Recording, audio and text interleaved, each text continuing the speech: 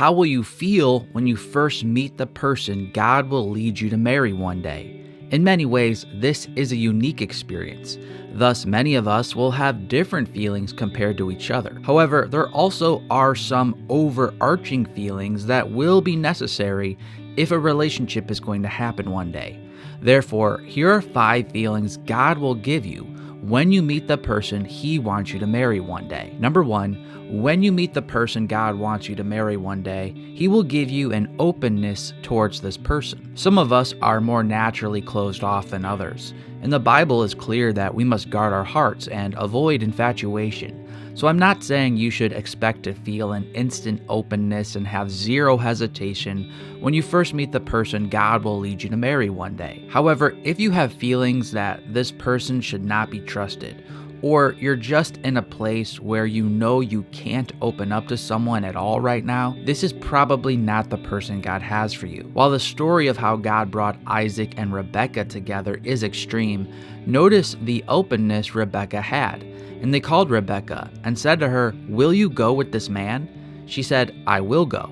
When you meet the one God wants you to marry one day, you will have an openness towards this person to at least explore the possibility of a relationship with them. Number 2, when you meet the one God wants you to marry one day, He will give you enjoyment around this person. If you don't enjoy someone, God will not call you to marry this person. While that seems obvious, many Christians worry that God might sovereignly call them to marry someone they don't want to marry.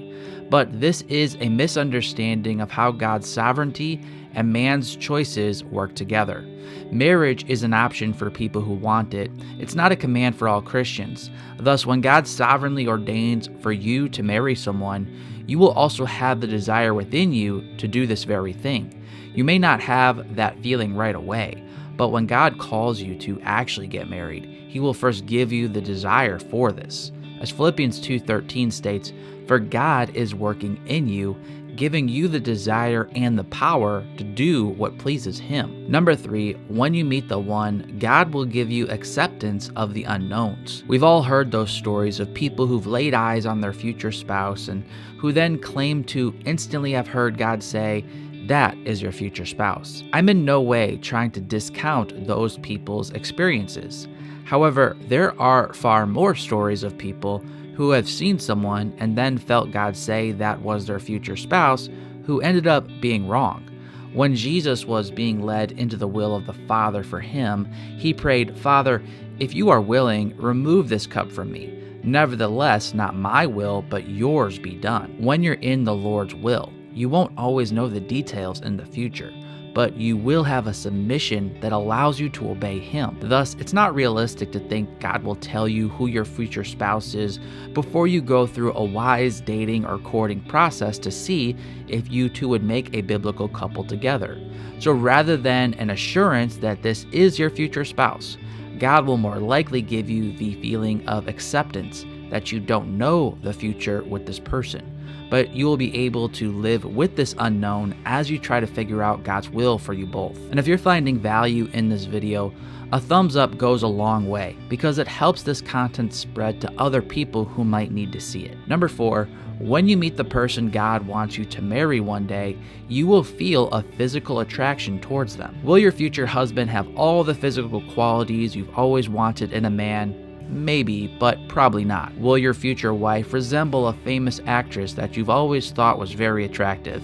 Maybe, but probably not. In some instances, people have not even found their future spouse attractive at all when they first met this person. However, when God leads you to marry someone, eventually you should have some feeling of physical attraction for them. Sometimes this feeling grows once you form an emotional attachment together. In most cases, when two people who meet who will end up marrying each other, there is first a general attraction that greatly intensifies as they date and grow closer emotionally. If you never experience a physical attraction for this person, and thus you could never want to have sex with them in marriage, this person is not God's choice for you. And number 5, when you meet the person God wants you to marry one day, He will give you a peace to proceed forward when you first meet them. Just because God has given you a peace to proceed forward with someone, this is not an automatic sign that they are for sure the person God wants you to marry one day. Sometimes God will lead you to date someone to teach you an important lesson, to give you experience,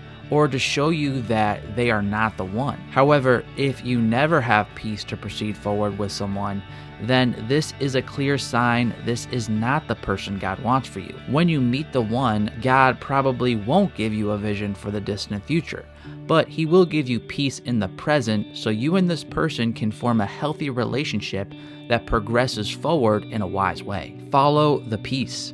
If you feel peace when you pray about not being with this person, go that way. When you feel a peace about exploring a relationship with this person, go that way. God will lead you through the peace. Here's a related video about how a Christian man shows interest versus how a Christian woman shows interest. I'm Mark from ApplyGodsWord.com. And until next time, God bless.